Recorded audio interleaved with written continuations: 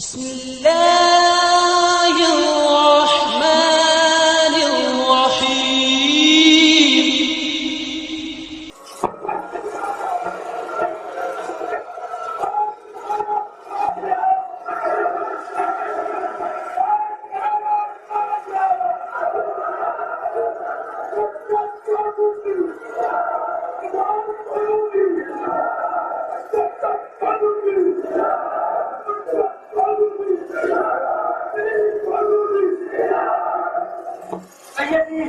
Punjab university جو پاکستان کا سب سے بڑا تعلیمی ادارہ ہے،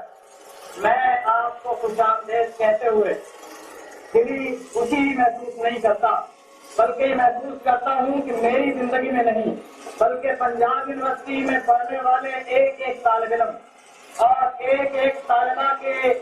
زندگی کا آج حسین ترین دن ہے۔ آج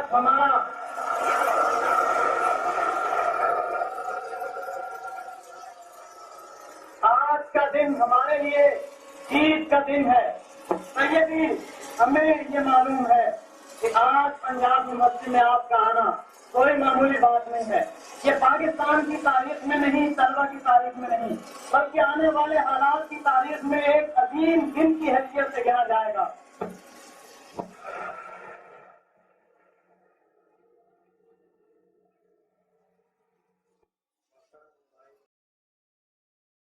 بسم اللہ الرحمن الرحیم۔ محترم وائس چانسلر صاحب اور صدر انجمن اتحاد طلباء، مجھے آپ کے اس عظیم تعلیمی ادارے میں حاضر ہو کر دلی مسرت ہوئی ہے۔ اگرچہ میں 28 سال سے لاہور میں رہتا ہوں، مگر آج پہلا اتفاق ہے کہ میں پنجاب یونیورسٹی کے طلباء کے اس اجتماع سے خطاب کر رہا ہوں۔ میرے عزیز عبدالشکور صاحب نے جو کچھ میرے متعلق بیان کیا ہے، میں اس کے بارے میں اس کے سوا کیا کہوں کہ اللہ تعالیٰ سے دعا کرتا ہوں کہ وہ میرے ان عزیزوں کے حسن ظن کے مطابق مجھے بنا دے اور میری ناچیز خدمات کو اللہ تعالیٰ خود قبول فرمائے، کیونکہ اگر اس کے ہاں مقبول ہو اور دنیا بھر میں نامقبول ہو تو کامیابی ہے، اور دنیا بھر میں مقبول ہو مگر اس کے ہاں نامقبول ہو تو میری ناکامی۔ مجھے دعوت دی گئی ہے کہ میں رسول اللہ صلی اللہ علیہ وسلم کی سیرت کے پیغام پر کچھ عرض کروں۔ اس معاملے میں اگر باضابطہ طریقے سے سسٹمیٹیکلی بات کی جائے تو آدمی کو سب سے پہلے اس سوال سے سابقہ پیش آتا ہے کہ سیرت النبی ہی کا پیغام کیوں اور کسی کا پیغام کیوں نہیں، اور نبی بھی صرف سیدنا محمد صلی اللہ علیہ وسلم ہی کی سیرت کا پیغام کیوں اور دوسرے انبیاء کی سیرتوں کا پیغام کیوں نہیں، اور دوسرے پیشوایان دین کا پیغام کیوں نہیں۔ اس لیے میں پہلے اختصار کے ساتھ اس کے بارے میں کچھ عرض کروں گا تاکہ ذہن پوری طرح سے اس بات پر مطمئن ہو جائیں کہ ہمیں فی الواقع نبوت کے پیغام اور نبوت کے پیغام میں بھی سیدنا محمد صلی اللہ علیہ وسلم ہی کے پیغام کی ضرورت ہے۔ یہ ایک حقیقت ہے کہ علم کا سرچشمہ اللہ تعالی کی ذات ہے، جس نے اس کائنات کو بنایا، جس نے انسان کو بنایا، اس کے سوا کائنات کی حقیقتوں کا علم اور خود انسان کی فطرت اور اس کی حقیقت کا علم اور کس کو ہو سکتا ہے؟ خالق ہی اپنے مخلوق کو جان سکتا ہے۔ مخلوق اگر جانے گا تو خالق کے بتانے سے جانے گا، اور مخلوق کے پاس کوئی ذریعہ یہ جاننے کا نہیں ہے کہ حقیقت کا علم کیا ہے۔ ایک وہ چیزیں ہوتی ہیں جن کو آپ اپنے حواس سے چھو سکتے ہیں، جو چیزیں ایسی ہیں جن کو آپ اپنے حواس سے محسوس کر سکتے ہیں، ہاتھوں سے چھو سکتے ہیں، ناک سے سونگھ سکتے ہیں، زبان سے چکھ سکتے ہیں، آنکھ سے دیکھ سکتے ہیں، اس کے متعلق عالم بالا سے کوئی تعلیم آنے کی ضرورت نہیں۔ وہ آپ کے اپنی تحقیقات اور آپ کے اپنے مشاہدات اور تجربات کا اسفیئر ہے، اس کا حلقہ ہے، اور وہ آپ پر چھوڑا گیا ہے کہ آپ اس کے متعلق خود تحقیق کریں۔ جو معلومات آپ کو اللہ تعالیٰ دیتا جائے اس معلومات کے مطابق دنیا میں ترقی کرتے جائیں، اور دنیا میں جو کچھ طاقتیں موجود ہیں ان کو استعمال کرتے جائیں۔ لیکن آخری حقیقتیں جن کو الٹیمیٹ ریئلٹیز کہا جاتا ہے، ان کو جاننے کا کوئی ذریعہ اللہ تعالیٰ کے بتانے کے سوا نہیں۔ کسی بڑے سے بڑے فلسفی سے پوچھ لیجئے کہ بھائی آپ کس طرح سے الٹیمیٹ ریئلٹیز کی طرف پہنچنے کی کوشش کرتے ہیں، تو وہ کہے گا کہ ہم منطقی طریقے سے استدلال کرتے ہیں، سوچتے ہیں، غور و فکر کرتے ہیں، سوچ کر غور و فکر کر کے آخری حقیقتوں کے متعلق کوئی بڑے سے بڑا فلسفی بھی جن نتائج پر پہنچا ہے ان پر وہ قسم نہیں کھا سکتا کہ یہی حقیقتیں ہیں، بلکہ ان پر وہ خود ایمان بھی نہیں لا سکتا، کیونکہ اس کو یقین نہیں ہے کہ میں نے الٹیمیٹ ریئلٹیز کو پا لیا ہے۔ علم اگر پہنچتا ہے تو صرف اللہ تعالیٰ سے پہنچتا ہے، کیونکہ وہی حقائق کا جاننے والا ہے، اور جس ذریعے سے اللہ تعالیٰ انسان کو حقیقتوں کا علم دیتا ہے وہ ذریعہ ہے انبیاء علیہ السلام۔ تمام انسانوں کے پاس کوئی کتاب چھاپ کر اللہ تعالیٰ نے آج تک نہیں بھیج دی ہے کہ بھئی یہ ہے کائنات کی حقیقت اور یہ ہے تمہاری حقیقت، اور اس کائنات کے اندر تمہیں اس طرح کام کرنا چاہیے اور ان اصولوں کی پیروی کرنی چاہیے۔ ظاہر بات ہے، آپ خود جانتے ہیں کہ یہ سب سے بڑا بنیادی علم ہے جو انسان کو حاصل ہونا چاہیے، جس کی انسان کو ضرورت ہے، جس کے لیے انسان آغاز آفرینش سے برابر تلاش و تحقیق کرتا رہا ہے کسی طرح سے یہ علم حاصل ہو، لیکن یہ علم انسان کے پاس براہ راست نہیں آ گیا۔ یہ علم صرف انبیاء علیہ السلام کو دیا گیا ہے کہ وہ انسانوں تک پہنچائیں۔ اب اس کے بعد دیکھیے کہ انبیاء علیہ السلام دنیا میں بہت سے گزرے ہیں۔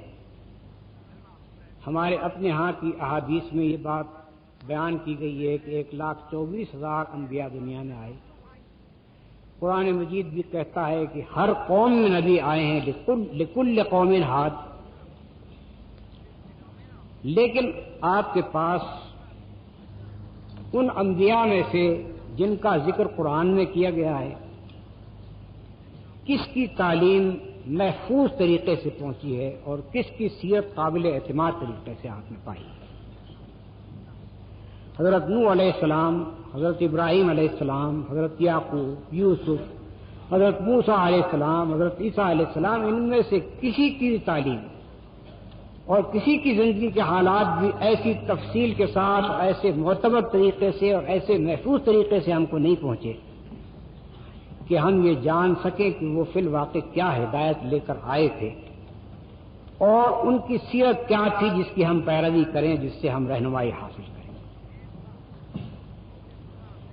اگر ان سارے انبیاء کی سیرت کوئی شخص لکھنا چاہے تو چند صفحات میں سب کی سیرت ختم کر سکتا ہے، کیونکہ اس سے زیادہ مواد ہی موجود نہیں ہے اس کے متعلق، اور جو مواد موجود ہے قرآن مجید کو چھوڑ کر کوئی ایسی چیز نہیں ہے جو ان کے بارے میں اس وقت دنیا میں موجود ہو جس کی کوئی سند پیش کی جا سکے کہ ہم کو اس سند سے وہ حالات پہنچے ہیں، وہ تعلیمات پہنچے۔ حضرت موسیٰ علیہ السلام اور ان کے بعد کے انبیاء کی تعلیمات کہا جاتا ہے کہ بائبل میں، لیکن خود بائبل سے معلوم ہوتا ہے اور خود خود بنی اسرائیل کی تاریخ سے معلوم ہوتا ہے کہ 6 صدی قبل مسیح میں وہ بائبل جو عبرانی زبان میں تھی اور جو حضرت موسیٰ سے اور حضرت دوسرے انبیاء سے ان کو پہنچی تھی بنی اسرائیل کو، وہ دنیا سے ناپید ہو چکی تھی۔ بابل والوں نے جب حملہ کیا اور یروشلم کو تباہ کیا اور ہیکل، وہ جو عبادت گاہ تھی وہاں کی، اس کو مسمار کر دیا، تو کوئی چیز اس میں سے باقی نہ رہی جو کتابیں پیش کی گئی۔ 300-400 برس کے بعد پھر علماء بنی اسرائیل نے بنی اسرائیل کی تاریخ مرتب کر کے اس کے تاریخ کے درمیان بعض وہ چیزیں جو وحی کے ذریعے سے حضرت موسیٰ علیہ السلام کو یہ بات کے انبیاء کو ملی تھی وہ اس کے اندر درج کر دی. لیکن وہ عبرانی زبان کی تورات اور کتب سابقین وہ بھی دنیا سے نہ پائے، صرف اس کے یونانی ترجمے دنیا کو پہنچے ہیں جن سے اور تراجم ہو کر ساری دنیا کے اندر پھیلے. کچھ نہیں معلوم کہ کون لوگ تھے جنہوں نے ان کتابوں کو مرتب کیا، کچھ نہیں معلوم کہ کس زمانے میں مرتب کیا، کچھ نہیں معلوم کہ بعد کی نسلوں تک کس صنعت سے کن واسطوں سے یہ چیز پہنچی. یعنی کوئی چیز اوتھینٹک نہیں. میں قطعاً کی اس کے جذبات کو صدمہ نہیں پہنچانا چاہتا، لیکن علمی بات تو علمی بات ہی ہے. اسی طرح سے مثلا حضرت عیسیٰ علیہ السلام انہوں نے اپنی زندگی میں جو وحی جو الہام ان کے اوپر ہوا اپنی زندگی میں ایک لفظ اس کا نہیں لکھوایا، اور ان کے پیرووں نے اس کو یاد بھی نہیں کیا. ان کے کافی مدت بعد کچھ لوگوں نے اپنے طور پر حضرت عیسیٰ علیہ السلام کے حالات زندگی ان کی بایوگرافیز لکھنی شروع کی. وہ سب یونانی بولنے والے تھے، حالانکہ حضرت عیسیٰ علیہ السلام اور ان کے پیرووں کی زبان آرامی تھی، آرامائک جس کو کہتے ہیں. تو ان یونانی مصنفین نے جو ان کو روایات ملی آرامی زبان میں بولنے والوں کے ذریعے سے، ان روایات کو حضرت عیسیٰ علیہ السلام کی بایوگرافیز میں جمع کرتے. اس کے اندر کوئی اس بات کی شہادت نہیں پیش کی گئی ہے کہ ان لوگوں کو کس ذریعے سے حضرت عیسیٰ علیہ السلام کے حالات اور اقوال پہنچے، سند کیا ہے، کون سے واسطے جن سے ان کو پہنچے. پھر خود یہ نہیں معلوم کہ یہ کتابیں لکھنے والے کون تھے، کس زمانے میں تھے. 70 کے قریب حضرت عیسیٰ علیہ السلام کی یہ سوانح عمریاں لکھی گئیں جن کے اندر ان کے اقوال اور ان کے افعال اور ان کے کارنامے بیان کیے گئے تھے. ان میں سے صرف 4 کو چرچ نے قبول کیا اور باقی سب کو رد کر دیا گیا. لیکن ہمیں آج تک یہ نہیں بتایا گیا کہ قبول جو کیا گیا تو کیوں کیا گیا اور رد جو کیا گیا تو کیوں کیا گیا. یہ 4 انجیلیں بھی صاف لکھا ہوا ہے کہ یہ لوقا کی انجیل ہے، یہ متی کی ہے، یہ مرقس کی ہے، یہ یوحنا کی ہے. یعنی کوئی حضرت عیسیٰ کی انجیل نہیں ہے، اور حضرت عیسیٰ کی کہا بھی نہیں جا سکتا کیونکہ اس میں حضرت عیسیٰ کے حالات درج ہیں. اب اسی طرح سے دنیا کے جو دوسرے پیشوایان مذاہب ہیں ان کے بارے میں بھی آپ دیکھ لیجئے. مثلا سب سے زیادہ قدیم زردشت ہے. زردشت کی کتاب زند اوستھا دنیا سے ناپید ہے، اصل زبان سے پائی ہی نہیں جاتی. اس کی کتاب کے اوپر کا جو ترجمہ پاجند میں تفسیر کے ساتھ کیا گیا تھا اس کے چند منتشر اجزاء آج دنیا میں موجود ہیں جن سے کچھ نہیں معلوم ہوتا کہ زردشت کی زندگی کیا تھی، اس کے حالات کیا تھے، اس کی تعلیمات کیا تھی. کوئی تفصیل نہیں معلوم ہوتی اور پھر یہ نہیں معلوم ہوتا کہ یہ کتاب اور یہ منتشر اجزاء کس ذرائع سے ہمیں پہنچے. ایسے ہی معاملہ مثلا مشہور ترین شخصیت دنیا کی بودھ تھی. بودھ نے کوئی کتاب دنیا میں نہیں چھوڑی بلکہ صحیح سے کوئی کتاب پیش ہی نہیں کی. اس کے پیرووں نے اس کے مرنے کے 100 سال بعد سے اس کے اقوال اور اس کے حالات کو جمع کرنا شروع کیا اور صدیوں تک یہ جمع کرنے کا سلسلہ چلتا رہا. مگر جتنی کتابیں جو اصل کتابیں بودھ مذہب کی مانی جاتی ہیں ان میں سے کسی کے اندر بھی کوئی سند اس بات کی درج نہیں ہے کہ کس ذریعے سے ان مرتب کرنے والوں کو بودھ کے حالات پہنچے اور بودھ کے اقوال پہنچے. تو اب یہ اگر ہم انبیاء علیہ السلام کی طرف رجوع کرتے ہیں ہدایت اور رہنمائی کے لیے اور ہمارے لیے اس کے سوا کوئی چارہ نہیں ہے کہ ہم کسی ایسے نبی کی طرف رجوع کریں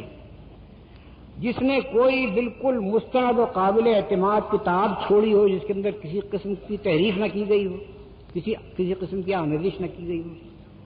اور جس کے مفصل حالات اور معتبر حالات قابل اعتماد حالات ہمیں ملے ہوں تاکہ ہم ان سے رہنمائی حاصل کریں. کیونکہ جس چیز کے اوپر ہم خود اعتماد نہ کر سکیں کہ یہ معتبر ذریعے سے ملی ہے اس سے رہنمائی کیسے حاصل کریں گے. اب دیکھیے رسول اللہ صلی اللہ علیہ وسلم نے ایک کتاب پیش کی کہ یہ اللہ تعالیٰ کا کلام ہے جو مجھ پر نازل ہوتا ہے. اس کتاب کو تمام چیزوں کی آمیزش سے پاک رکھا گیا. رسول اللہ صلی اللہ علیہ وسلم کا کوئی قول اس میں شامل نہیں ہے، آپ کے حالات میں سے کوئی حال اس میں شامل نہیں ہے، اس کے اندر کوئی عربوں کی تاریخ درج نہیں ہے، اس کے اندر وہ حالات درج نہیں ہے جن سے رسول اللہ صلی اللہ علیہ وسلم کو سابقہ پیش آ رہا تھا. کوئی چیز بھی جس طرح سے کہ بنی اسرائیل نے اپنی تاریخیں پوری طرح سے بائبل میں داخل کر دی ہیں، قرآن میں نہیں. کلام الہی بالکل خالص شکل میں اس کے اندر جمع کیا گیا. یہ پہلی خصوصیت ہے جو دوسری مذہبی کتابوں سے ناپید ہے. دوسری عظیم خصوصیت یہ ہے کہ اس کتاب کو جس وقت سے رسول اللہ صلی اللہ علیہ وسلم پر یہ نازل ہونی شروع ہوئی اسی وقت سے آپ نے لکھوانا شروع کر دیا. جب وحی آتی تھی آپ کسی کاتب وحی کو بلاتے تھے، اس کو ڈکٹیٹ کرتے تھے، وہ اس کو لکھتا تھا، پھر آپ کو سناتا تھا کہ میں نے کیا لکھا ہے. جب آپ اطمینان کر لیتے تھے کہ اس نے صحیح لکھا ہے تب آپ اس کو محفوظ کرتے تھے. ہر چیز جو نازل ہوتی تھی آپ کے اوپر اس کے بارے میں آپ ہدایت کرتے تھے کہ اس آیت یا ان آیات کو فلاں جگہ فلاں سورے کے اندر رکھو، یعنی ترتیب بھی آپ برابر دیتے جا رہے تھے. پھر نماز کے متعلق یہ ہدایت تھی کہ نماز میں قرآن مجید پڑھنا چاہیے. اس لیے صحابہ کرام کے لیے لازم ہو گیا تھا کہ قرآن کا کوئی نہ کوئی حصہ وہ یاد کریں. اس طرح حافظے میں ہی محفوظ ہو رہا تھا. اور جن لوگوں نے رسول اللہ صلی اللہ علیہ وسلم سے قرآن سیکھا تھا، اس کی تعلیم حاصل کی تھی، ان میں سے بعض نے اس کو لکھنا بھی شروع کر دیا تھا. یعنی ایک تو وہ جگہ وہ لکھا جا رہا تھا جو حضور کے حکم سے کاتبین وہی لکھتے تھے، اور ایک بعض لکھے پڑے صحابہ اپنی جگہ بھی لکھتے جا رہے تھے. تو حافظہ اور کتابت دونوں ذریعوں سے قرآن مجید کو اول روز سے محفوظ کرنا شروع کر دیا گیا. رسول اللہ صلی اللہ علیہ وسلم جب دنیا سے رخصت ہوئے تو جس طرح سے قرآن مکمل ہوا اسی طرح سے وہ مکمل لکھ بھی لیا گیا، اسی طرح سے وہ مکمل یاد بھی کر لیا گیا. حضرت عثمان رضی اللہ تعالی عنہ کے زمانے میں جب قرآن مجید کی نقلیں دنیا اسلام میں مستند نقلیں سرکاری طور پر دنیا اسلام کے مراکز میں بھیجی گئی، اس وقت کی کے نسخوں میں سے 2 آج تک بھی موجود ہیں جن کے متعلق یہ اطمینان ہے کہ یہ حضرت عثمان کے لکھوائے ہوئے ہیں. ایک تاشقند میں موجود ہے اور ایک استنبول میں موجود ہے. اس وقت سے لے کر ہمارے زمانے تک جتنے قرآن کے نسخے ہیں، ایک عجیب واقعہ ہے کہ جرمنی کی میونخ یونیورسٹی میں ایک انسٹیٹیوٹ اس غرض کے لیے قائم کیا گیا کہ قرآن کے متعلق تحقیقات کرے. اس نے تمام دنیا اسلام کے مختلف حصوں سے مختلف زمانوں کے لکھے ہوئے قرآن مجید کے قلمی نسخے 42,000 کی تعداد میں جمع کیے. 50 سال تک ان پر تحقیقاتی کام کیا گیا اور آخر میں جو رپورٹ دی گئی وہ یہ تھی کہ ان نسخوں میں اگرچہ یہ پہلی صدی سے لے کر اس زمانے تک کے ہیں،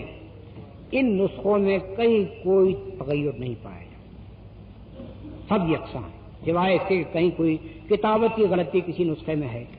لیکن یہ کہ اس کے اندر کوئی آلٹریشن ہو، کسی قسم کا تغیر رد و بدل ہو، یہ نہیں پایا. افسوس یہ ہے کہ پچھلی جنگ عظیم میں جب جرمنی پر جب بمباری کی گئی تو وہ انسٹیٹیوٹ برباد ہو گیا، لیکن اس کی جو رپورٹ تھی جس میں اس نے اپنے نتائج تحقیق بیان کیے تھے وہ ناپید نہیں ہوئے دنیا سے.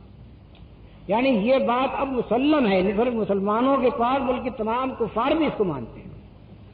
کہ قرآن جیسا نبی صلی اللہ علیہ وسلم نے پیش کیا تھا ویسا ہی انہی الفاظ میں اسی ترتیب کے ساتھ آج موجود ہے. اس کے معنی یہ ہے کہ ایک بہت بڑا ذریعہ ہدایت نبی کے ذریعے سے جو بھیجا گیا تھا وہ صرف قرآن کی شکل میں موجود ہے، باقی دوسری کسی زبان میں وہ اصل اللہ تعالیٰ کی بھیجی ہوئی ہدایت محفوظ نہیں. اب دوسری چیز کو دیکھیے رسول اللہ صلی اللہ علیہ وسلم کی سیرت. ابتدائے اسلام سے لے کر رسول اللہ صلی اللہ علیہ وسلم کی زندگی کی آخری ساعت تک جتنے لوگوں نے آپ کو دیکھا،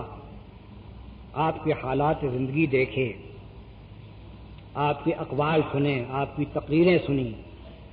آپ کو کسی چیز کا حکم دیتے سنا اور کسی چیز سے منع کرتے سنا، ان میں سے ایک عظیم تعداد میں جو بعض محققین کے نزدیک 1 لاکھ تک پہنچتی ہے، اتنے آدمیوں نے بعد کی نسلوں تک منتقل کیا. رسول اللہ صلی اللہ علیہ وسلم نے بعض احکام لکھوا کر بھی بھجوائے تھے بعض مقامات پر، اور بعد کے لوگوں کو وہ ملے۔ حضور کی زندگی میں کم از کم 6 آدمی ایسے تھے جنہوں نے آپ کے حالات اور آپ کے اقوال نوٹ کر لیے تھے اور آپ کو سنا دیے تھے، وہ بھی بعد کے لوگوں کو ملے۔ حضور کی وفات کے بعد کم از کم 50 صحابہ ایسے ہیں جنہوں نے آپ کے اقوال اور افعال اور حالات جمع کیے اور وہ بھی لوگوں کو ملے۔ یہ چشمدید لوگوں اور ایسے لوگوں کے جن کے کانوں نے آپ کی باتیں سنی، ان لوگوں نے مرتب کیے تھے جو بعد کے لوگوں کو ملے۔ پھر جن لوگوں نے زبانی منتقل کیا بعد کی نسلوں تک اس علم کو، ان کی تعداد ابھی میں نے بتایا آپ کو کہ بعض محققین کے نزدیک 1 لاکھ تک پہنچتی ہے، اور یہ کوئی عجیب بات نہیں، کیونکہ آخری حج جو رسول اللہ صلی اللہ علیہ وسلم نے کیا ہے وہ حجۃ الوداع، اس میں 1,24,000 آدمی شامل ہیں۔ اتنے آدمیوں نے آپ کو حج کرتے ہوئے دیکھا، آپ کا ایک ایک فعل جو آپ نے حج میں کیا اس کو دیکھا، آپ کی تقریریں سنی جو آپ نے حجۃ الوداع کے موقع پر کی۔ اب یہ ساری چیزیں ان صحابہ نے بعد کے لوگوں تک پہنچائی اور بعد کے لوگوں نے اور آگے تک کے لوگوں تک پہنچائی۔ جس طریقے سے یہ روایات ہم تک پہنچی ہیں اس میں بنیادی اصول یہ اختیار کیا گیا کہ جو شخص رسول اللہ صلی اللہ علیہ وسلم کی طرف منسوب کر کے کہتا ہے کہ آپ نے ایسا کیا یا ایسا فرمایا، اس کو پہلے یہ بتانا پڑتا تھا کہ میں نے یہ بات کس سے سنی ہے، اور جس نے مجھ سے کہی ہے اس نے کس سے سنی تھی، اور اس طرح سے اوپر تک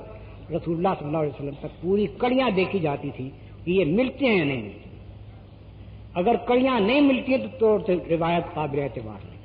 اگر کڑیاں متصل ہیں رسول اللہ صلی اللہ علیہ وسلم تک پہنچتی ہیں تب وہ روایت قابل لحاظ۔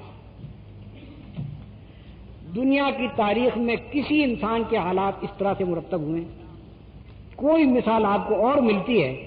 کہ جس میں اس زمانے کے پچھلی صدی کے جو بڑے لوگ ہیں ان کے متعلق ہی آپ دیکھ لیجیے، اگر اس معیار پر جانچا جائے تو کسی کے صحیح حالات ہم تک نہیں پہنچے۔ یہ تفصیل کہ کس نے کس سے سنا، اس نے کس سے سنا، اس نے کس سے سنا، برابر رسول اللہ صلی اللہ علیہ وسلم تک تمام واسطے بیان کرتا ہے نہیں وہ شخص۔ پھر جب اگر تمام واسطے وہ بیان کرتا ہے اس کے بعد پھر یہ دیکھا جاتا تھا کہ جن لوگوں سے وہ روایت کر رہا ہے ان لوگوں کے حالات کیا تھے، ان کے حالات زندگی پر کتابیں لکھ دی گئیں، ان کے متعلق تفصیل سے بتایا گیا کہ کون قابل اعتبار تھے اور کون قابل اعتبار نہ تھے، کس کا کیریکٹر کیا تھا، کس کا حافظہ کیسا تھا،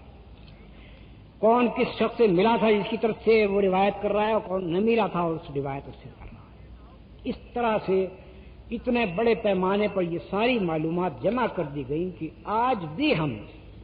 ایک ایک حدیث کے متعلق یہ جانچ سکتے ہیں کہ وہ قابل اعتماد رائے سے آئی ہے یا ناقابل اعتماد رائے سے، وہ متصل سند کے ساتھ آئی ہے، منقطع سند کے ساتھ آئی ہے۔ اتنے معتبر طریقے سے ہم کو رسول اللہ صلی اللہ علیہ وسلم کے حالات پہنچے ہیں، اور پھر حالات کس طرح پہنچے ہیں، آپ کی ابتدائی زندگی کے حالات بھی، نبوت کے بعد کے حالات بھی، یہ بھی کہ آپ تجارت کرتے تھے تو کس طرح کرتے تھے،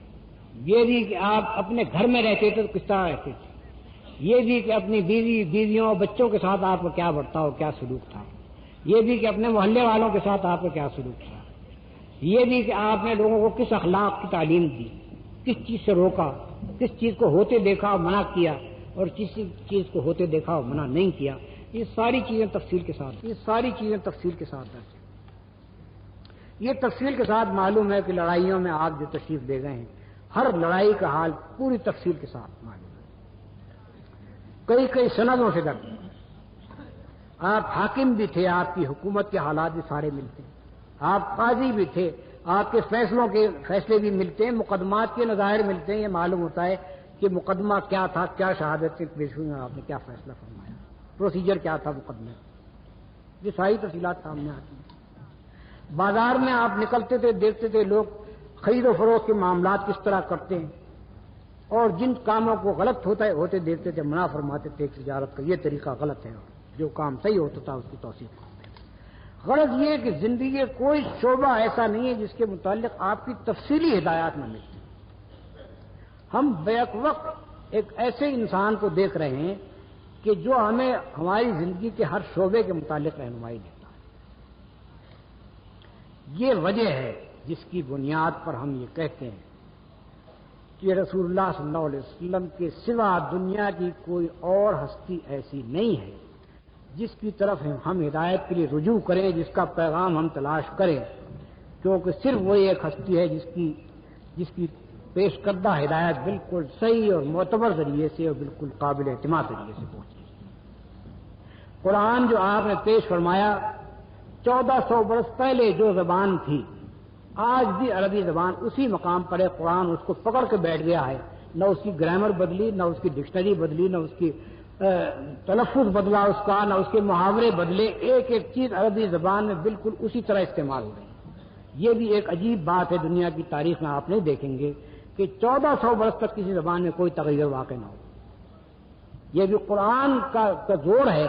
کہ اس نے عربی زبان کو اس طرح رکھا ہے کہ آج بھی جو شخص عربی جانتا ہے وہ آسانی سے اسی طرح قرآن کو سمجھ سکتا ہے جس طرح سے کہ رسول اللہ صلی اللہ علیہ وسلم کے زمانے کے لوگ سمجھ سکتے ہیں۔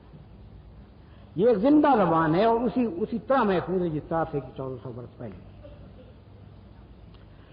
اس سے میں چاہتا تھا کہ آپ کو اس امر کا پورا اطمینان دلائل کے ساتھ ہو جائے کہ جہاں سے ہم ہدایت لے رہے ہیں وہ قابل اعتماد جگہ ہے۔ اب میں آپ کو بتاتا ہوں کہ رسول اللہ صلی اللہ علیہ وسلم سے ہمیں کیا پیغام ملتا ہے، کیا ہدایت ملتی ہے۔ اولین چیز جو ہمیں نظر آتی ہے وہ یہ ہے کہ رسول اللہ صلی اللہ علیہ وسلم قوم، وطن، رنگ، نسل، زبان کسی چیز سے بحث نہیں کرتے، صرف انسان سے بحث کرتے اور انسان کو بتاتے ہیں کہ یہ اصول ہیں جن کی پیروی کرنا تمہارے لیے دنیا میں بھلائی اور آخرت میں نجات ہو جائے۔ ان اصولوں کو جو بھی مان لے اس کو ایک امت بنا دیتے ہیں، ساری دنیا کے لیے ایک عالمگیر امت۔ کوئی چاہے جاپان کا رہنے والا ہو، کوئی چاہے موروکو کا رہنے والا ہو، کوئی چاہے امریکہ کا رہنے والا ہو، کوئی چاہے کینیڈا کا ہو اور کوئی چاہے جنوبی افریقہ کا ہو، جہاں کبھی کوئی انسان ہے، جس نسل کا بھی ہے، جو زبان بھی بولتا ہے، جو رنگ بھی اس کی کھال کا ہے، اس کو وہ اگر یہ اصول مان لیتا ہے تو ایک امت ہے، اور اس امت میں اس کے وہی حقوق ہیں جو کسی عرب کے ہو سکتے ہیں، خود رسول اللہ صلی اللہ علیہ وسلم کے اپنے خاندان کے ہو سکتے ہیں، کوئی فرق نہیں، کسی لحاظ سے کوئی امتیاز نہیں۔ اب آپ دیکھیے کہ یہ کتنی بڑی اہم تعلیم ہے انسانیت کی فلاح کی۔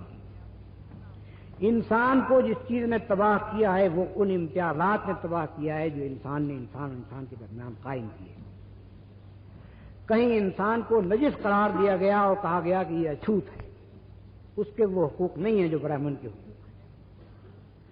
کہیں انسان کو فنا کر دینے کے قابل قرار دیا گیا کیونکہ وہ امریکہ میں پیدا ہوا اور ایسی حالت میں پیدا ہوا جبکہ امریکنز کو اس زمین کی ضرورت تھی جس زمین کا وہ پہلے سے رہتا تھا، لہذا اس کو فنا کر دینا چاہیے کیونکہ وہ ریڈ انڈین ہے۔ کالے آدمیوں کو پکڑ کے لے جاؤ، قریب 10 کروڑ کالے افریقہ سے منتقل کیے گئے ویسٹ انڈیز اور امریکہ وغیرہ کی طرف، جن میں سے بمشکل 2.5-3 کروڑ زندہ پہنچے، باقی سب راستے میں تباہ ہو گئے۔ اور جس طرح کا غلامی کا سلوک ان کے ساتھ پہلے کیا گیا وہ تو کیا گیا، اب جا کر بھی دیکھ لیجئے کہ ان کے ساتھ کیا امتیاز بڑھتا جاتا ہے اور کیا ان کے حقوق ہیں۔ تو اس طرح سے نوع انسانی کے لیے قوم، وطن، نسل، رنگ، ان چیزوں کے اختلافات بہت بڑی مصیبت کا ذریعہ بنے رہے ہیں۔ اسی بنیاد کے اوپر لڑائیاں ہوتی رہی ہیں، اسی بنیاد پر ملک چڑھ دوڑا ہے، قوم پر قوم چڑھ دوڑی، اور اسی بنیاد پر نسلیں تباہ کر دی گئی، برباد کر دی گئی، مٹا دی۔ رسول اللہ صلی اللہ علیہ وسلم نے اس چیز کا ایسا علاج فرمایا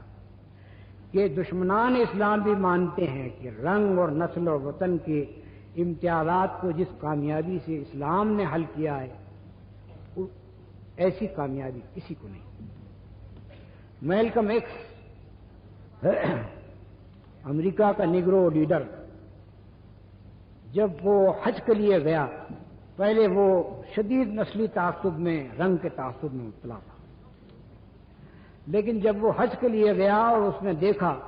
کہ مشرق سے مغرب تک اور جنوب سے شمال تک ہر نسل اور ہر قوم کے لوگ، ہر رنگ کے لوگ آ رہے ہیں اور سب کے سب احرام کے لباس کے اندر آ کر بالکل یکساں، اور ہر ایک کا برتاؤ دوسرے کے ساتھ برادرانہ، تو وہ پکار اٹھا کہ نسل کے مسئلے کا اور رنگ کے مسئلے کا یہ علاج ہے اور کوئی علاج نہیں۔ وہ اس کی سوانح عمری موجود ہے، شائع شدہ موجود ہے، اس کے اندر اس کا یہ قول موجود ہے، صاف کہتا ہے کہ یہ ہے اصل علاج جو اسلام نے کیا، حالانکہ اس سے پہلے وہ رنگ کے تعصب میں پڑا۔ اب انسان کو رسول اللہ صلی اللہ علیہ وسلم جو پیغام دیتے ہیں اس کو آپ دیکھیے تو آپ کو معلوم ہوگا کہ وہ پیغام کسی قوم یا کسی قبیلے یا کسی نسل کے مفاد کے لیے نہیں ہے، اور وہ کسی زمانے تک کے لیے بھی محدود نہیں ہے، وہ تمام زمانوں کے لیے، تمام انسانوں کے واسطے ہے۔ اس کے اندر ایسی کوئی علامت ہی نہیں پائی جاتی کہ وہ کسی محدود وقت کے لیے ہو یا کسی محدود علاقے کے لیے ہو یا کسی محدود نسل یا قوم کے لیے ہو۔ پہلی بات جو آپ انسان کو دعوت دیتے ہیں وہ یہ دیتے ہیں کہ اللہ تعالیٰ کو مانو، اس کی وحدانیت کو مانو۔ اس معنی میں نہیں کہ اللہ تعالیٰ ہے، اس معنی میں نہیں کہ اللہ تعالیٰ ایک ہے، نہیں، بلکہ اس معنی میں کہ اس کائنات کا خالق، مالک، مدبر، حاکم صرف اللہ تعالیٰ ہے۔ کوئی دوسری ہستی ساری کائنات میں ایسی نہیں ہے جس کے پاس اقتدار حاکمیت ہو، جو ساورنٹی کا حامل ہو، جس کو حکم دینے کا حق ہو، جس کو منع کرنے کا حق ہو، جس کے حرام کرنے سے کوئی چیز حرام ہو، جس کے حلال کرنے سے کوئی چیز حلال ہو۔ کسی کو یہ حق نہیں ہے، کیونکہ جو مالک ہے وہی یہ حق رکھتا ہے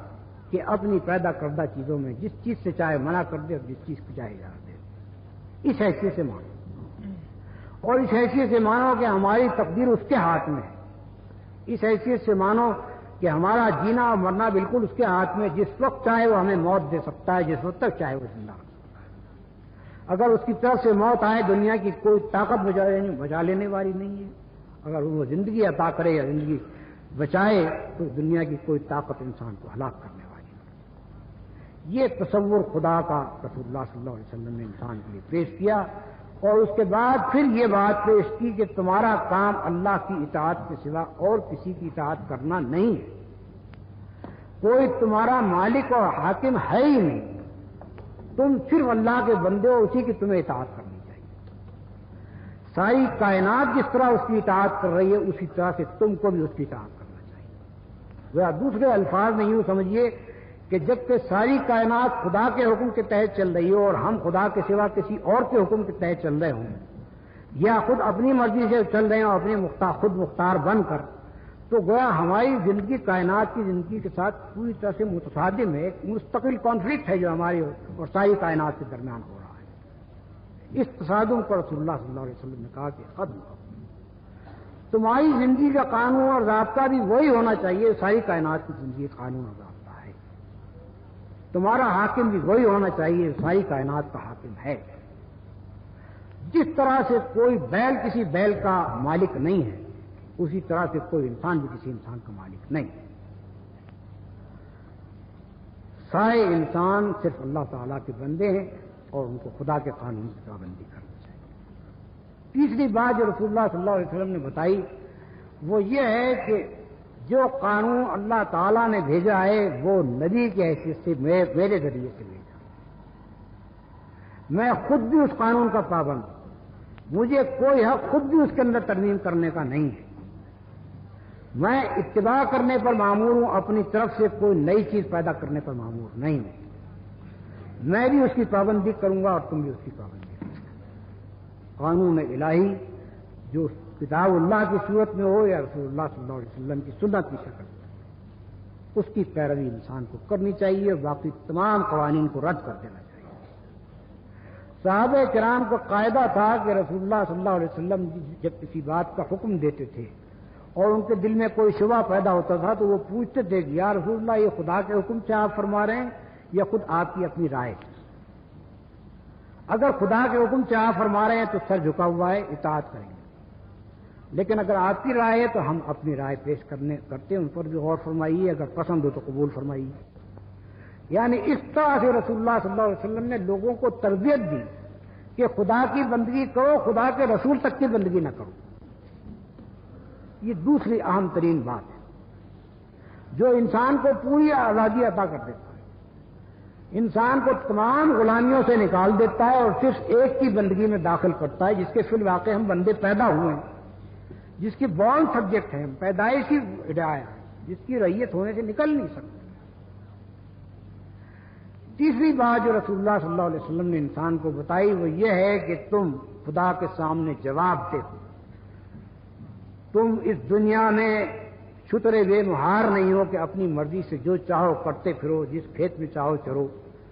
اور تمہیں کوئی پوچھنے والا نہ ہو، بلکہ تم اپنے ایک ایک فعل، اپنے ایک ایک قول، اپنی پوری زندگی کے متعلق خدا کے سامنے جواب دے ہو۔ مرنے کے بعد تم کو اٹھنا پڑے گا اور اپنے اعمال کی جواب دہی کرنی پڑے گی۔ یہ ایک ایسی طاقت تھی اخلاقی کہ گویا ایک ایک انسان کے ضمیر میں ایک پولیس مین بٹھا دیا گیا کہ جو اس کو خود روکتا ہے برائی کرنے سے۔ باہر کوئی طاقت روکنے والی ہو یا نہ ہو، مگر جس شخص کو یہ یقین ہو کہ مجھے خدا کے سامنے جا کر جواب دہی کرنی ہے، وہ کبھی خلوت میں، کبھی اندھیرے میں، کبھی جنگل میں، کبھی کسی سنسان مقام پر بھی اللہ کی نافرمانی نہیں کر سکتا، بشرطے کہ اس کو یہ احساس ہو کہ میں جواب دوں۔ اس سے بڑا انسان کے لیے ریفارم کا، اس کی اصلاح کا، اس کے اخلاق بنانے کا کوئی ذریعہ نہیں۔ دوسرے جتنے بھی ذرائع سے آپ اخلاق بنانے کی فکر کریں گے، ان میں بڑی سے بڑی چیز اگر کہی جا سکتی ہے تو وہ یہ ہے کہ honesty is the best policy. ایمانداری بہتر پالیسی ہے۔ یعنی اس کے معنی یہ ہے کہ اگر پالیسی کے اعتبار سے بے ایمانی کی ضرورت ہو تو کرو، پالیسی کی حیثیت سے آپ ایماندار ہیں، مگر اسلام نے یہ سکھایا کہ نہیں، پالیسی کی حیثیت سے نہیں، ایمانداری کرنا تمہارے لیے ضروری ہے، ایمانداری کرنا تمہاری عین وجود میں شامل ہے۔ تم اگر ایمانداری کے بجائے بے ایمانی سے کام کرتے ہو تو تم اپنے آپ کو حیوانات کے مقام پر گرا رہے ہو، بلکہ ان سے بدتر، جیسا کہ قرآن میں کہا گیا ہے کہ ثم رددناہ اسفل سافلین۔ کوئی جانور بھی جھوٹ نہیں بولتا، لیکن انسان جھوٹ بولے تو ظاہر بات ہے کہ جانور سے بدتر ہوا۔ تو اس طرح سے رسول اللہ صلی اللہ علیہ وسلم نے انسان کو علم دیا جس سے وہ صحیح راستے پر چلے، اور اخلاق کے لیے ایک ایسی بنیاد دی کہ جو کبھی متزلزل ہونے والی نہیں ہے، جو اس بات کی محتاج نہیں ہے کہ کوئی حکومت موجود ہو، کوئی پولیس موجود ہو، کوئی عدالت موجود ہو پکڑنے والی اور سزا دینے والی، تب آپ سیدھے راستے پر چلیں گے، ورنہ مجرم ہوں گے آپ۔ اگر کوئی دیکھنے والا نہیں ہے تو چوری کر ڈالو، قتل کر ڈالو، یہ بات نہیں۔ اسلام نے پختہ اور بنیادی طور پر ایسے اخلاقی اصول دیے جو کسی حالت میں بدلنے والے نہیں۔ اس کے بعد پھر جو سب سے بڑی بات ہے وہ یہ ہے کہ رسول اللہ صلی اللہ علیہ وسلم نے ہم کو یہ بتایا کہ اخلاق صرف رہبانیت کے گوشوں کے لیے نہیں ہے، صرف خانقاہوں کے لیے نہیں ہے، بلکہ اخلاق دنیا کی زندگی میں برتنے کے لیے ہے۔ تم دنیا میں اگر تجارت کرتے ہو تو تجارت میں وہ اخلاق برتو جو گوشہ عزلت کے اندر پہلے برتنے کا خیال ظاہر کیا جاتا۔ تجارت میں ایمانداری کرو۔ آپ نے ہدایت دی کہ تمہارے مال میں اگر عیب ہے تو تم بیان کرو اس خریدنے والے سے کہ میرے مال میں یہ عیب ہے، اس کو خبردار کر کے بیچو۔ یہ نہیں ہو سکتا کہ تم اس کو اگر خبردار نہ کرو اور بیچ ڈالو اور پھر خدا کے ہاں تم حرام خور نہ قرار پاؤ۔ اسی طرح سے آپ نے مثلا عدالت ہے، جو اخلاق پہلے لوگ رہبانیت کے گوشوں میں ڈھونڈتے تھے، رسول اللہ صلی اللہ علیہ وسلم نے اس کو عدالتوں میں لا کر رکھا۔ آپ نے فرمایا کہ وہ قاضی جو انصاف کے ساتھ حکومت کرتا ہے، انصاف کے ساتھ فیصلے کرتا ہے، وہ قاضی جنت میں جائے گا، اور جو قاضی بے انصافی کے ساتھ فیصلے کرتا ہے وہ جہنم میں جائے گا۔ اسی طرح سے آپ نے فوج کو، آپ نے پولیس کو، آپ نے معلمین کو، آپ نے شوہر اور بیوی کو، آپ نے باپ اور بیٹوں کو، آپ نے زندگی کے ہر شعبے کے متعلق اخلاق کی پابندی سکھائی۔ یعنی جو اخلاق گوشوں کے لیے تھے ان کو آپ عملی زندگی میں لے آئے، اور عملی زندگی میں لا کر اس کو پوری طرح سے آپ نے نافذ کیا۔ اسی کا یہ فیض تھا کہ جو لوگ رسول اللہ صلی اللہ علیہ وسلم جب دنیا میں آئے ہیں تو آپ نے جن لوگوں کو ڈاکو پایا تھا ان کو اس حالت میں چھوڑا کہ وہ امانت دار تھے اور لوگوں کے مالوں، ان کی جانوں اور ان کی آبروؤں کے محافظ تھے۔ جو لوگ علانیہ بے انصافی کرتے تھے، علانیہ لوگوں کے حقوق مارتے تھے، جب رسول اللہ صلی اللہ علیہ وسلم نے دنیا چھوڑی تو ان کو اس حالت میں چھوڑا کہ وہ لوگوں کے حقوق ادا کرنے والے تھے، لوگوں کے حقوق دلوانے والے تھے، لوگوں کے حقوق کی حفاظت کرنے والے تھے۔ دنیا ان فوجوں سے واقف ہے جو کسی شہر میں اگر فاتحانہ گھستے تھے تو اس شہر میں قتل عام کرتے تھے، اس شہر کو آگ لگا دیتے تھے، اس شہر کے تمام باشندوں کو جتنا ذلیل و خوار کر سکتے کرتے تھے۔ لیکن رسول اللہ صلی اللہ علیہ وسلم نے وہ فوج دکھائی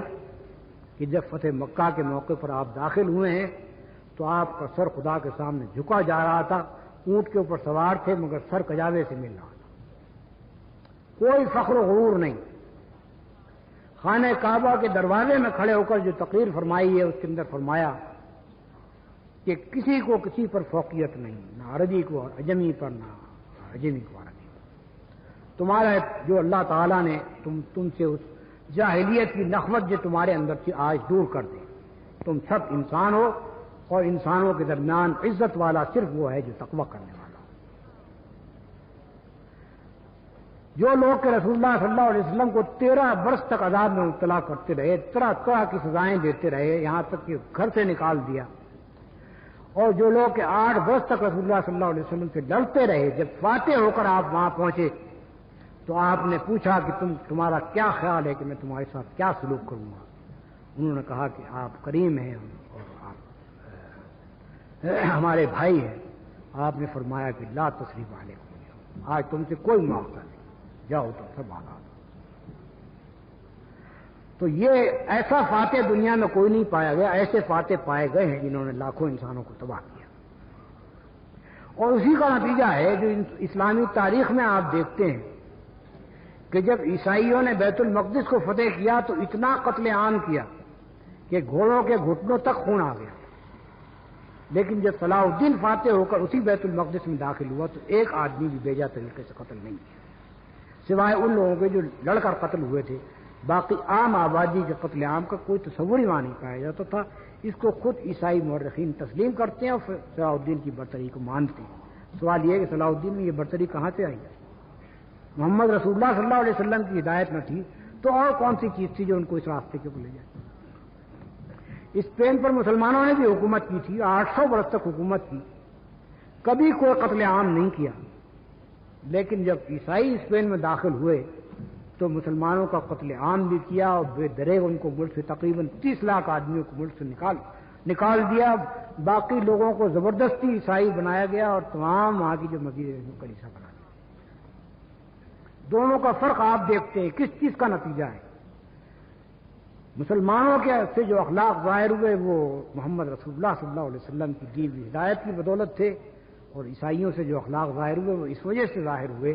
کہ ان کے پاس حضرت عیسیٰ علیہ السلام کی تعلیم محفوظ اور صحیح طریقے سے پہنچی نہیں،